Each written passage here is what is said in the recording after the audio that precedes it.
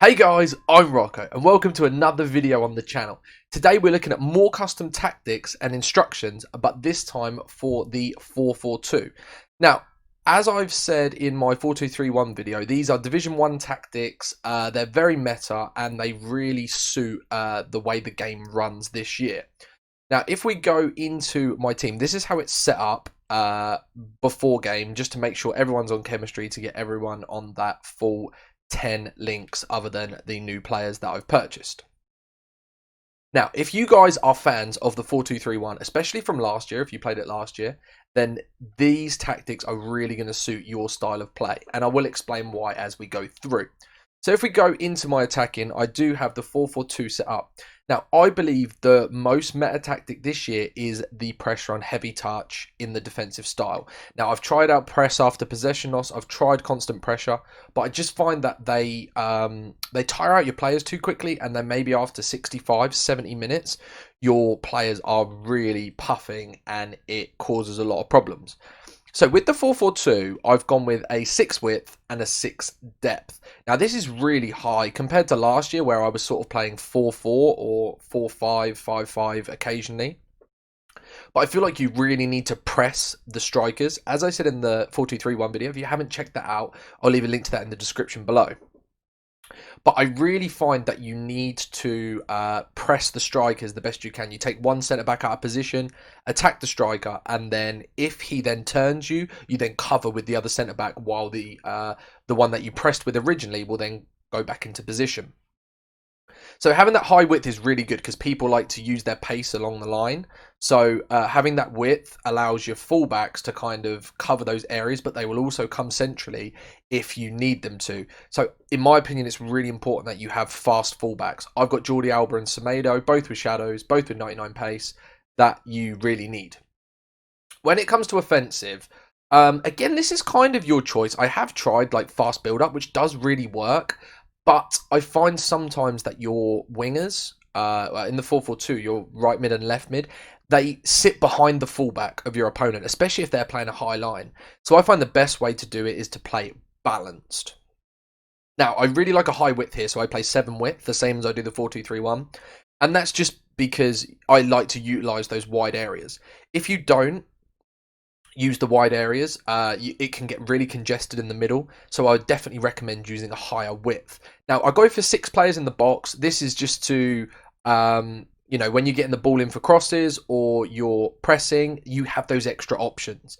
Now I have one of my centre mids going forward, which I'll explain in instructions, but he's just an extra player to fill the box and fill those void areas. Now again, corners and free kicks is very much down to your play style and the way you want to do it.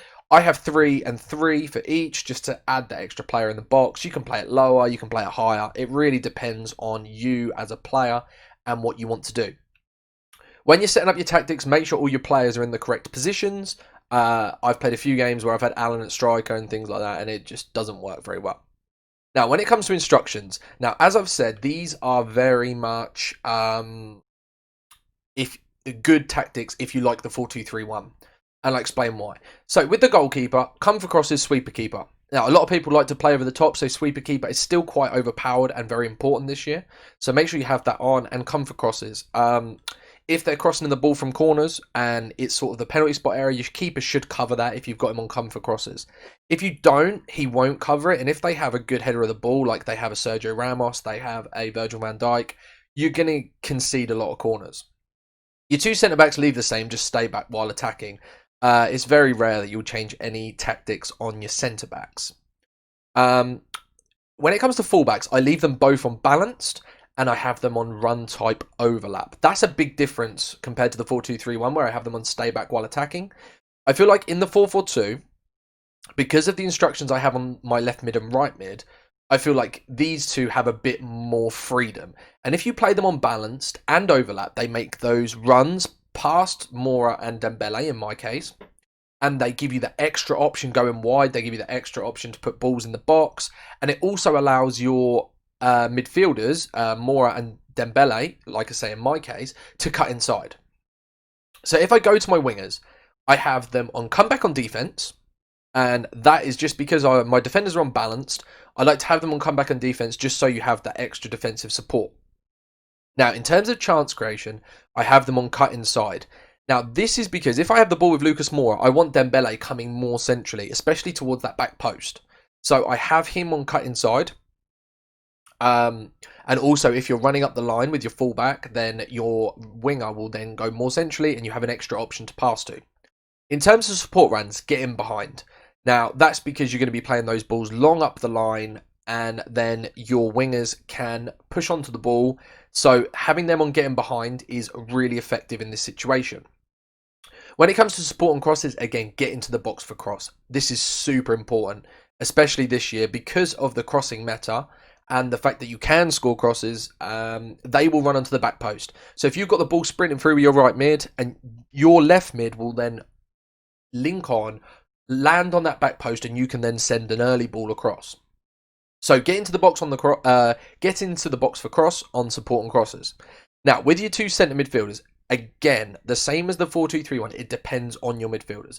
I have Fabinho, who's very defensive, so I have him on stay back while attacking.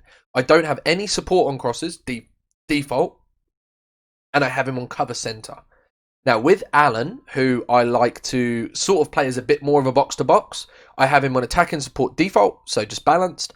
I have him on get into box on support and crosses. Now this is just so he plays as kind of an extra man going forward, and he will sit on those areas, plus the fact that he can shoot. If you're kind of playing like a Pogba, these are the tactics I'd use on him, and if you have, say, Kante, then I would use the Fabinho tactics there on him. Now, when it comes to your main striker, my main is Aubameyang. When I play 4-2-3-1, Aubameyang is that last man. You have him on stay central, stay forward, and get him behind. Now, this is so you can play those through balls to him. He's staying centrally. He's always forward. He's your final option. He's the kind of man that you want on the last defender, and he will exploit those chances where he gets them. When it comes to Firmino, so I'm used to a cam, and I know a lot of you are, especially from FIFA 20, you like to play the 4-2-3-1.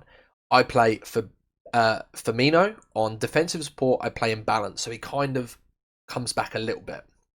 Attacking runs, false 9. So he will drop into that space. Instead of being like getting behind like Aubameyang, he drops. So it's kind of like you're playing a 4-4-1-1, but with the two strikers. So he still will attack and link up, but he does back off a little bit and kind of act as a bit of a cam.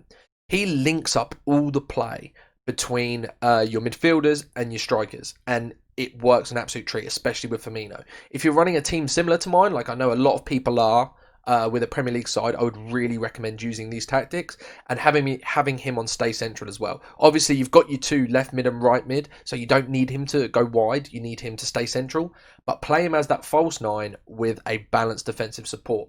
That means he kind of will sit in that cam role, but he's still very effective, and he will still act as a striker if Aubameyang has the ball, for example. Now, they are the instructions that I set up in the 4-4-2. It's been really effective for me in Division 1. I've played 4 games with these exact tactics. I've won 3 of them, and I've lost 1 of them.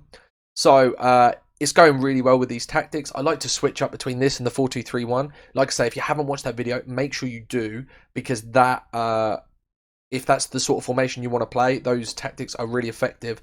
If you guys do try out these tactics, please let me know down in the comments how you get on with them and like kind of what division you're in.